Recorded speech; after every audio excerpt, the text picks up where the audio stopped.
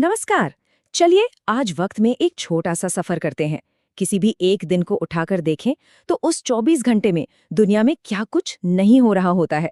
तो आज हम चलते हैं 28 सितंबर 2020 में और देखते हैं कि कैसे उस एक ही दिन में इतिहास, प्रकृति, समाज और विज्ञान की चार बिल्कुल अलग-अलग कहानियां सामने आ रही थीं।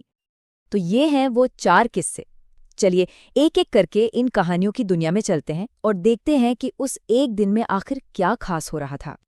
हमारी पहली कहानी हमें भारत के एक ऐसे नायक की याद दिलाती है जिनका नाम सुनते ही आज भी हम सबके अंदर एक जोश भर जाता है।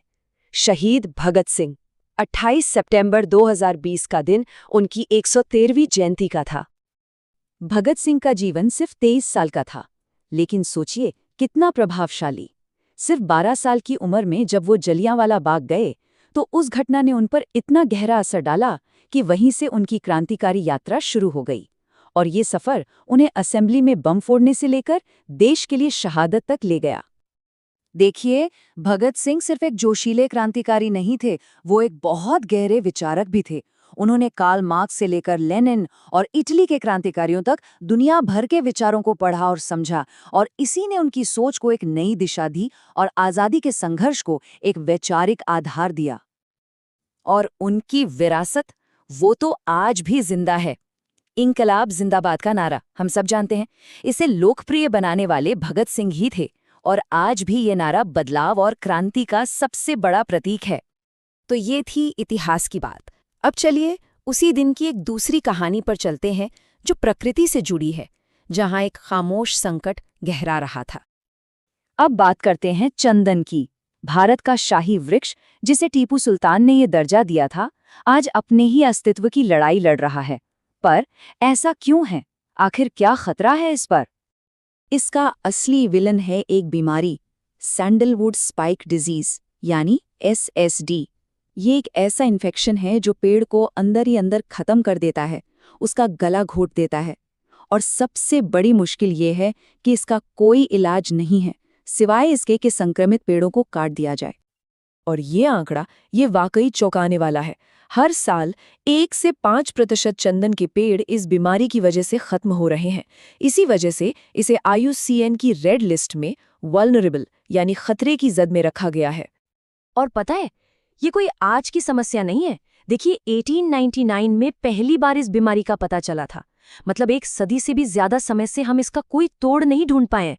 मैसूर के महाराजा के इनाम से लेकर आज की टेक्नोलॉजी तक सब कुछ बेअसर रहा है।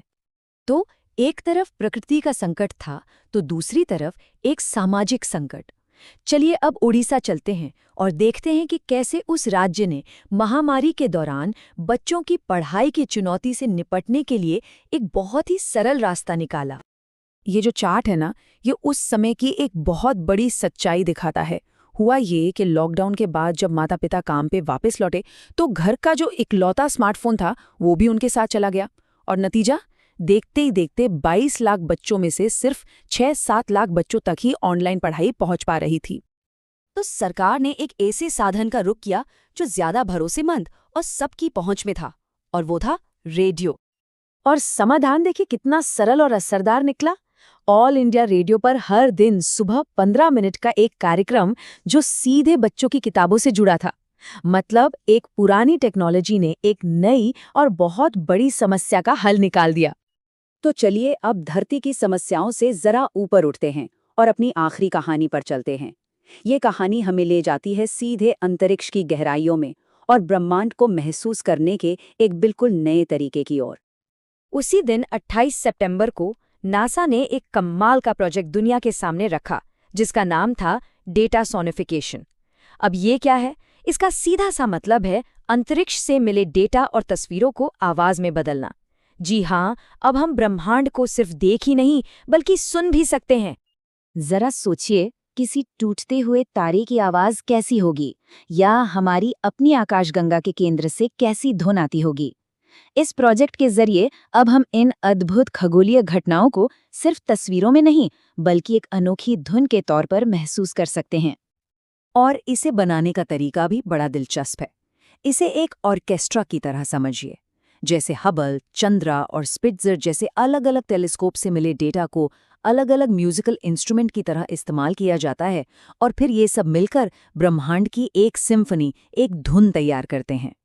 तो 28 सितंबर 2020 की ये 4 कहानियां, जो एक दूसरे से कितनी अलग लगती हैं, जब इन्हें एक साथ देखते हैं तो ये हमें क्या बताती हैं?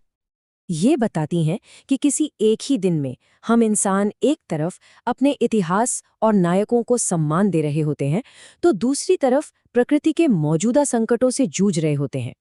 उसी वक्त हम समाज की जरूरतों के लिए नए रास्ते खोज रहे होते हैं और साथ ही साथ ब्रह्मांड के अनसुलझे रहस्यों को जानने की कोशिश भी कर रहे होते हैं। तो अगली बार जब कोई एक सामान्य सा दिन गुजर रहा हो, तो बस एक पल रुककर सोचिएगा कि आज के इस एक दिन में न जाने कितनी ही अनकही कहानियां एक साथ लिखी जा रही हैं।